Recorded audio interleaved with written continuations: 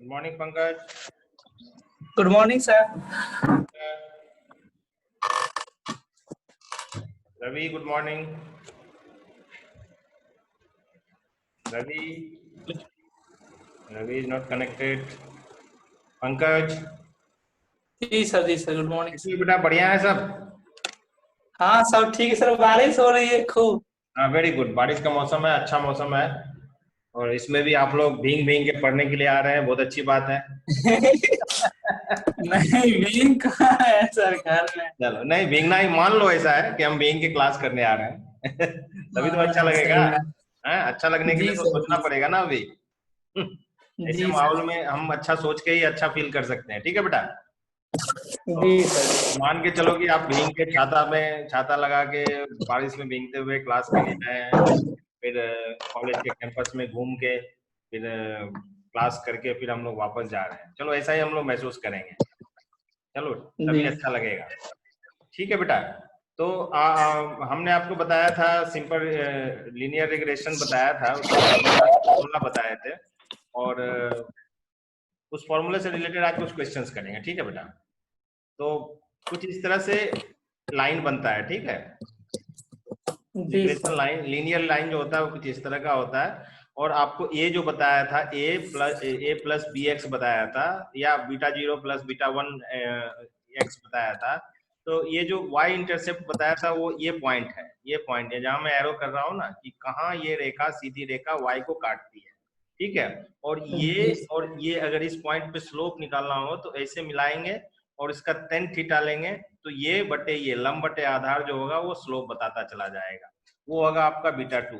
अब वो अब सबसे इंपॉर्टेंट है, यहाँ हम फॉर्म लेते हैं कि सपोज लीनियर इक्वेशन जो है y is equal to a x plus b के फॉर्म में है, तो हमें सबसे जो हमने बताया कि a और b जो है पैरामीटर है, या उस दिन जो बताया था कि beta zero plus beta one बताया था, तो बीटा जीरो ये है, बीटा वन ये है, तो ये जो है ये निकलेगा कैसे, पहले हमें ये पता होना चाहिए। हमें जो भी डाटा दिया रहेगा उसमें से पहले ए और बी निकालेंगे। ठीक है बेटा, ए और बी जी निकालने का फॉर्मूला जो है वो ये दिया हुआ है, आपके टेबल में दिया हुआ है। इसका कैसा यूज करेंगे आगे के क्लास में हम देखते हैं, आगे के स्लाइड में देखते हैं। एक प्रॉब्लम ले लो बेटा, ठीक है। Consider the following set of points, एक पॉइंट टू, ये जब क्या है कोऑर्डिनेट्स है, जब x y x axis y axis पे आप पॉइंट ये करते प्लॉट करते हो तो आपको कोऑर्डिनेट चाहिए होता है ना, तो ये एक्स एक्सिस है, वाई एक्सिस का पॉइंट्स है, तो ये सारे कोऑर्डिनेट्स आपको तीन कोऑर्डिनेट्स मिल गए हैं। ठीक है, एंड फाइंड द जी least square regression line for the given data points. अब इस डाटा से आपको लाइन निकालना है कि क्या लाइन बनेगा, रिग्रेशन लाइन क्या बनेगा, और उसको बोल रहा है कि बाद में आप ग्राफ में भी प्लॉट कीजिए। इकोनॉमिक्स में है ही, पहले थ्योरी पढ़ते हैं, फिर मैथमेटिक्स पढ़ते हैं, फिर ग्राफ करते हैं। तो करना क्या है, हमारा क्वेश्चन क्या है, एक्स क्या है -2, फिर -1 एंड 3, -2 1 3 लिख लिए, देन y -1 1 2 है, देन xy 2 1 6 है।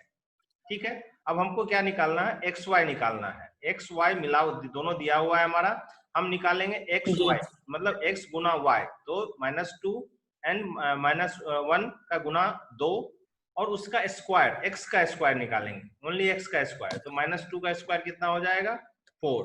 हाँ, इस तरह से x और y दिया हुआ है तो हम xy निकालेंगे और x स्क्वायर निकालेंगे। अब आप कहोगे कि sir y xy and x square, तो हमारा फॉर्मूला कहता है कि a इज इक्वल टू होता है n into summation of x y, मतलब x एंड y का जोड़ minus summation of x into summation of y divided by n into summation of x square minus bracket में summation of x का whole square. ध्यान रखो, यहाँ ध्यान से देखना, यहाँ समेशन ऑफ एक्स स्क्वायर का योग है और यहाँ समेशन ऑफ एक्स मतलब ये जो आया इसका होल स्क्वायर है। ये ए निकालने का फॉर्मूला होता है, या अगर बीटा जीरो दिया हुआ है तो बीटा जीरो निकालने का फॉर्मूला आता है। That is very important, you have to keep in mind, ये आपको एकदम पक्का याद रखना है। ठीक है बेटा, मैंने कलर चेंज कर दिया। अब इसके आधार पर हमने ऑलरेडी, चूंकि ये सब चाहिए हमें, एक्स वाई चाहिए, एक्स अलग से चाहिए, एक्स का जोड़, वाई का जोड़ चाहिए, एक्स स्क्वायर चाहिए अलग से, एक्स का समेशन का स्क्वायर चाहिए, इसलिए ये सब हम टेबल में पहले ही निकाल के रख लेंगे सो दैट हमें सॉल्व करने में दिक्कत ना हो। अब क्या हो गया, 3 × 9, एक्स वाई कितना है, एक्स वाई का जोड़ 9 है। आप एकदम सिंपल है, आप आराम से बैठा लोगे। उसी तरह से बी निकालने का फॉर्मूला है 1/n into summation of y minus a into summation of x। ठीक है, x बी निकालने के लिए a का वैल्यू पहले पता होना चाहिए। तो a का वैल्यू निकल गया है, b का फॉर्मूला ये है। ये भी बेटा ऐसी ये चीज आपको रखना पड़ेगा। आपके जस्ट एमए सेमेस्टर 4 अगर इकोनॉमेटिक्स नहीं लिया हो तो कोई दिक्कत नहीं है, लेकिन कल को रिसर्च करोगे तो इन सब चीजों की जरूरत पड़ेगी। और जानकारी रहे तो अच्छा है, क्योंकि अगर सेमेस्टर 2 में ऑलरेडी इस सब चीज की पढ़ाई हुई है, लोग पूछेंगे। अगर आप इकोनॉमिक्स पढ़े हो तो बोला होगा स्टैटिस्टिक्स में ये पढ़ा था, वो पढ़ा था, दे में आस्क क्वेश्चंस। तो ब्लैंक नहीं करना है, हमें आंसर करना है। बिकॉज जब हमने मेहनत किया है, आपने मेहनत किया है, तो आप आंसर करेंगे, है ना? जी ओके, अब सिंपल सा हो गया कि ये चीज जब निकल गया है तो अब इसको क्या करेंगे, ग्राफ पे प्लॉट करना शुरू कर देंगे। तो कॉपी करे। हाँ बेटा, इसको कॉपी करे सर आपने। डोंट वरी, मैं पूरा पीपीटी बेटा आपको दे दूंगा आपके ग्रुप में। अभी अभी आप भी टाइम वेस्ट मत कीजिए, केवल सुनिए आराम से, ठीक है? पूरा का पूरा क्वेश्चन जो मैं आपको ग्रुप में ही डाल दूं, हमें हर चीज ग्रुप में डाल देता हूँ। ये पूरा पीपीटी पीडीएफ में कन्वर्ट करके आपके ग्रुप में डाल देंगे, आराम से आप इसको देखते रहिएगा, ठीक है? ठीक। उसी तरह से फिर जो वैल्यू निकला उसको, जो हमारे पास एक्स वाई का वैल्यू ऑलरेडी दिया हुआ है, उसको बोल रहा है ग्राफ में डालने के लिए, तो आपने ग्राफ में कर दिया। और उसी तरह से ए और बी का अलग अलग पॉइंट निकाल के एक्स का वैल्यू डालो, ये पता चल गया। अब देखो आगे पॉइंट्स कैसे मिलेंगे, वेरी सिंपल है। आपको ए का वैल्यू पता चल गया, बी का वैल्यू पता चल गया। अब y इज इक्वल टू क्या होता है, y is equal to ax plus b होता है। अगर x का वैल्यू आप डालते हैं 1, मान लो आपको पता है 1, है ना? ऑलरेडी वो दिया हुआ है आपको इसमें, x का वैल्यू y का वैल्यू। अब अलग अलग x का वैल्यू डालेंगे तो आपको अलग अलग y का वैल्यू मिलता चला जाएगा, ठीक है? क्योंकि y is equal to a plus bx होता है, और a और b ऑलरेडी हम निकाल लिए क्योंकि वो कांस्टेंट रहेगा। तो पहले -2x का डाल के देखेंगे y कितना आया, फिर 1x का डाल के देखेंगे y कितना आया, 3 डाल के देखेंगे y कितना आया। अब अलग अलग x y मिल गया आपको, और उसको क्या करो, ग्राफ बनाओ। ग्राफ बनाने में प्लॉट करना आपको आता है, आपको बताने की जरूरत नहीं है। एक और क्वेश्चन इसी तरह से लेते हैं बेटा, that question is same again. आपको एक कोऑर्डिनेट वैल्यूज दिए हुए हैं x एंड y के, और उसी को प्लॉट करना है आपको गिवन टेबल पे। तो आप भी इसको भी अपना आसानी से करो। इसमें 3 डाटा दिया हुआ था, इसमें 4x का वैल्यू दिया हुआ है, y के 4 वैल्यू दिए हुए। उसी तरह से x y निकालो, और इसी फॉर्मूले पे बैठा के आप आराम से समझ जाओगे। मैं इसमें टाइम ज्यादा वेस्ट नहीं करूंगा, आप खुद ही कैलकुलेट कर लोगे। x a और b निकाल लोगे। हमेशा हमको क्या निकालना है, पहले a b, या बीटा 0 बीटा 1 दिया हुआ है तो बीटा 0 बीटा 1 निकालना, बिकॉज हमने पहले ही कह दिया है कि ये पैरामीटर है, कांस्टेंट होता है, ठीक है? ये कांस्टेंट वैल्यू पहले से निकाल लेंगे। उसके बाद अलग अलग x के लिए, जो गिवन x के लिए एस्टिमेटेड x, मतलब y जो दिया हुआ है तो y हैट क्या निकलेगा, एस्टिमेटेड y निकालते चले जाएंगे, ठीक है बेटा? इस तरह से ये क्वेश्चन सॉल्व होगा, और उसी तरह से फिर ग्राफ में प्लॉट हो जाएगा। अब एक प्रॉब्लम आता है, और आपका है कि the values of y and their corresponding values of, I think लिखने में मैंने गलती कर दी, वैल्यू ऑफ x होगा, ठीक है sir? Value of x and their corresponding value of y are shown in the table, x और x का कोरस्पॉन्डिंग वैल्यू y, ठीक है? यहाँ थोड़ा सा करेक्ट कर लेना इसको, मैं बाद में स्लाइड में कलेक्ट करके भेज दूंगा बेटा, तो टाइपिंग में हो जाता है ना गलती। तो 0 1 2 3 4 के लिए y का वैल्यू दिया हुआ है 2 3 4 5 6। अब क्या करना, आपको क्या करना है, एक रिग्रेशन लाइन बनाना है, मतलब y is equal to ax plus b क्या होगा, ये बनाना है। और एस्टिमेट करना है कि अगर y का वैल्यू क्या होगा अगर x 10 है। अभी तो x 4 तक का ही वैल्यू दिया हुआ है, अगर हमको अनुमान लगाना है कि अगर x का वैल्यू 10 है तो y का वैल्यू क्या होगा, है ना? देखो कैसे यूं जादू से निकलेगा, उसको समझ में आ रहा है कैसे निकालेंगे? जी सर। नहीं करना है, प्लॉट कर दो, फिगर दिया हुआ है ना, जैसे x का वैल्यू 1 2 3 4 वर्टिकली लिख दो, y का वैल्यू लिख दो वर्टिकली। वैसे ही काम किया है इधर, एक्स वाई निकाल लो, एक्स स्क्वायर निकाल लो। इस तरह से नीचे समेशन ऑफ एक्स कितना हो गया, summation of y, x y का समेशन, और समेशन ऑफ एक्स स्क्वायर का कितना हुआ। उससे आपको ए और बी निकालने का फॉर्मूला ऑलरेडी पहले हमने बताया है, तो ए निकल गया 0.9, बी निकल गया 2.2। डन। नाउ जी सर, करंट चला गया, जी कोई बात नहीं, एक minute, just let me switch on. Okay ठीक है, आपको दिख रहा है, स्क्रीन दिख रहा है ना? जी सर, जी सर, स्क्रीन कोई दिक्कत नहीं। Now that we have the irrigation line, हमारा अब लाइन कैसे बनेगा, y is equal to a plus b plus x plus b है, या जैसे भी लिखो, सिंगल मतलब घात का होना चाहिए। तो हमें a का वैल्यू मिला है 0.9, तो 0.9 इंटू एक्स प्लस 2 ये हमारे पास समीकरण बन गया। समीकरण बन गया ना बेटा? जी है ना बेटा? जी सर। ये समीकरण बन गया, देखो कितना आसान है। अब समीकरण बन गया तो बी वाले क्वेश्चन में क्या कहता है?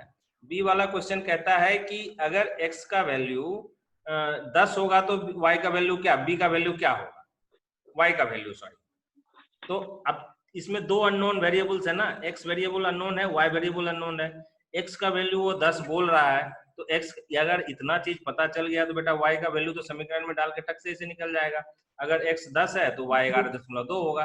तो इससे हमको क्या होता है बेटा, देखो अगर इस क्वेश्चन को लो, यहाँ हम आगे बढ़ते हैं, हम 5 है तो भी निकाल सकते हैं, 5 है तो y क्या होगा, 6 होगा। तो हम क्या देख रहे हैं कि 2 से 3 हुआ, एक मतलब हम ट्रेंड पता चल रहा है, लाइन बता रहा है कि हमें एक्चुअल लाइन जो, अगर इसको ग्राफ करेंगे तो एक लाइन बनेगा, और जब हम एक्स वाई का वैल्यू अलग अलग निकालेंगे तो क्या लाइन बनेगा।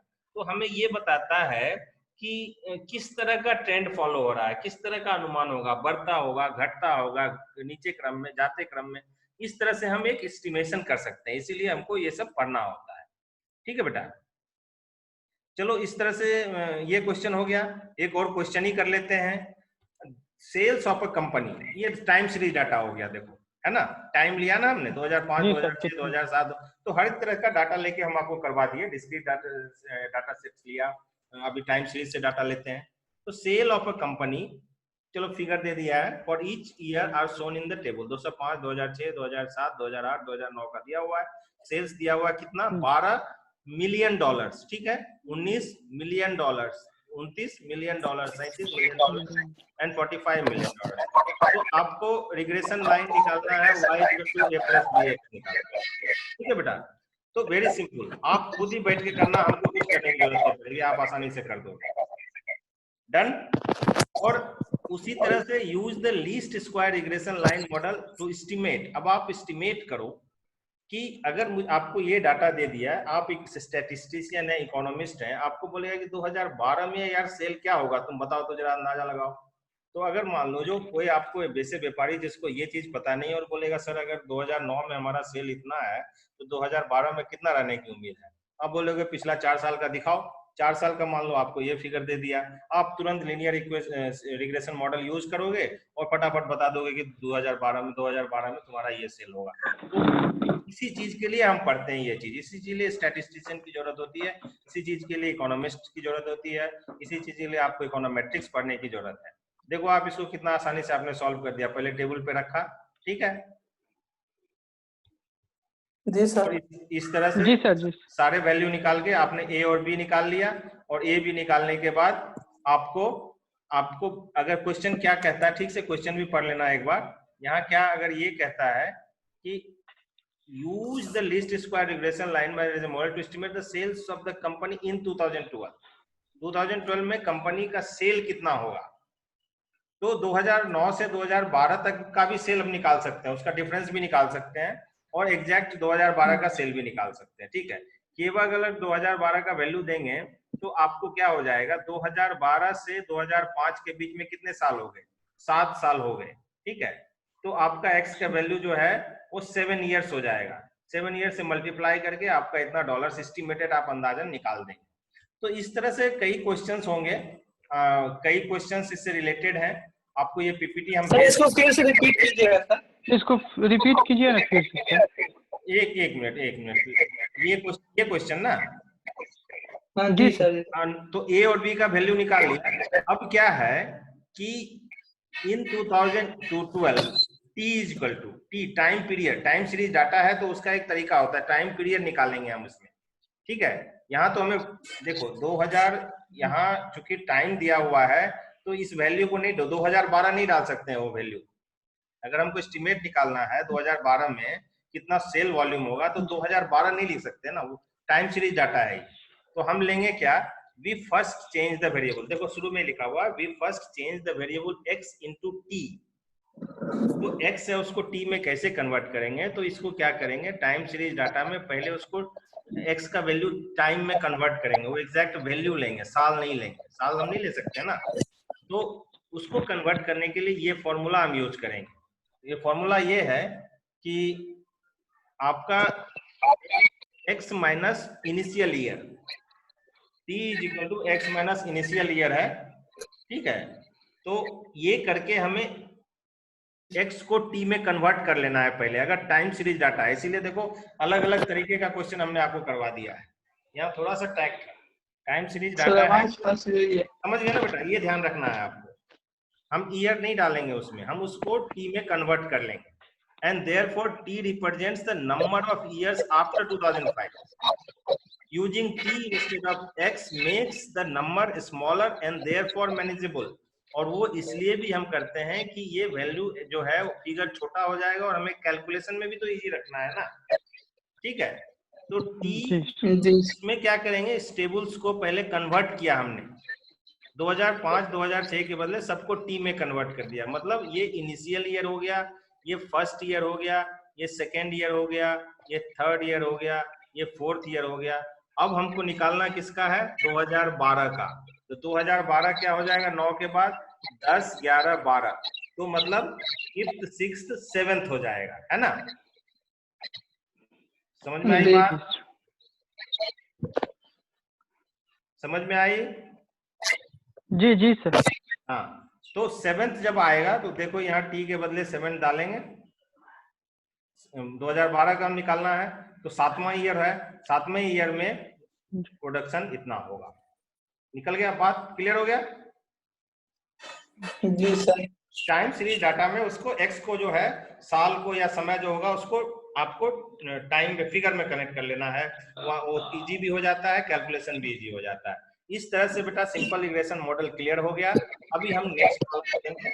और आपको अगर कोई टॉपिक ऐसा लगता है जिसपे पढ़ाई हो तो मुझे आज ही बता दीजिए, सो दैट हम कल डिस्कस करेंगे, ठीक है।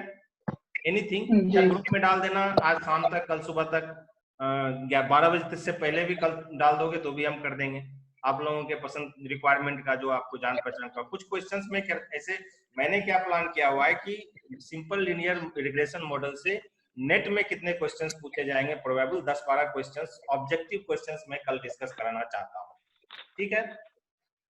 ठीक है सर, कराइए। क्योंकि ये तो मैथमेटिकल क्वेश्चन है, ऑब्जेक्टिव क्वेश्चन हम 10-12 करा देंगे जो रेगुलरली नेट में पूछा जाता है इस टॉपिक से रिलेटेड, सो दैट पैरेलल आपका नेट का भी प्रिपरेशन होता चला जाएगा, ठीक है बेटा। जी सर। और कुछ जी सर, और कुछ आप लोगों को जो ऐसा लगे कि डिस्कस करना चाहते हैं, कोई इच्छा है, कुछ बात करना चाहते हैं, मन में फीलिंग्स है, कुछ शेयर करना चाहते हैं, तो 2-3 मिनट में कर सकते हैं आप लोग, बोलो। और टेल अदर फ्रेंड्स आल्सो, ऐसे ही बात करने के लिए भी, जुड़ने के लिए बोलो। ऐसा क्या है कि 10-15 मिनट कॉलेज को नहीं दे सकते हैं, जब हम सारे टीचर्स, सारे सब सब्जेक्ट्स के टीचर्स कहीं ना कहीं बैठे हुए हैं आपके लिए बात करने के लिए, आपको टीच करने के लिए, तो 10-12 मिनट टाइम निकाल, let us have discussion also. कभी कभी बात करने की भी जरूरत महसूस होती है, और फ्रेंड्स को भी बोलिए, थोड़ा कनेक्ट होंगे, ठीक है, ठीक है बेटा। पंकज, पंकज म्यूट हो गया। रवि, जी सर, जी सर, सुन। हाँ ठीक है बेटा, तो और फ्रेंड्स को बोलो, और थोड़ा ज्ञान भी होगा, थोड़ा डिस्कशन होगा। ऐसा करते हैं, और आज के लिए तत्काल छुट्टी करें। ये वीडियो भी हम दे देंगे आपको, इसका पीपीटी भी दे देंगे, घबराना नहीं, ठीक है बेटा।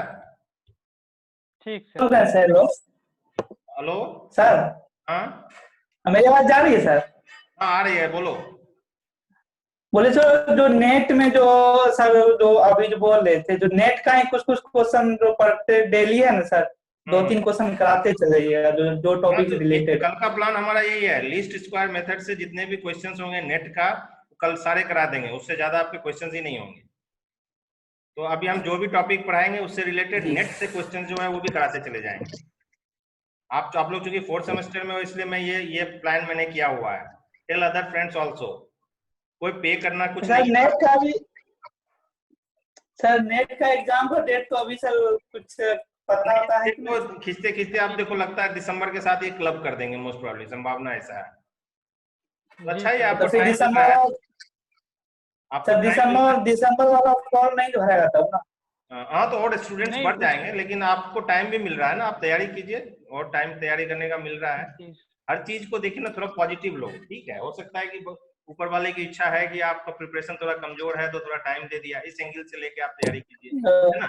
भगवान देखो कभी नुकसान जी किसी का सर। नहीं करते हैं, कुछ ना कुछ प्लान करते रहते हैं, और जब अंत में देखोगे कि वो अच्छा ही करते हैं, ठीक है बेटा।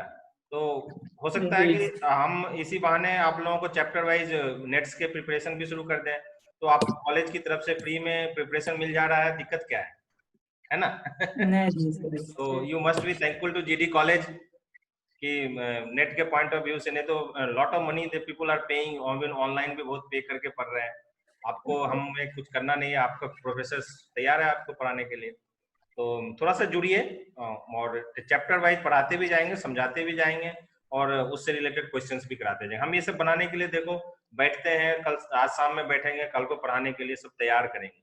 जब we take pen for you, तो आप थोड़ा सा इंटरेस्ट लीजिए, और फ्रेंड्स को भी बोले, जैसे आप सिंसियरली ज्वाइन कर लेते हैं, रवि सिंसियरली ज्वाइन करता है, अमरजीत भी नॉर्मली सिंसियर है, तो अदर लोगों को भी बोलिए, कुछ ना कुछ पढ़ाई नुकसान तो देगा नहीं, फायदा ही करेगा, है ना बेटा। जी जी सर। चलो बेटा, कल मिलते हैं फिर इसी टाइम में, ठीक है। जी सर। चलो, see you, good day, thank you sir. Thank you. Thank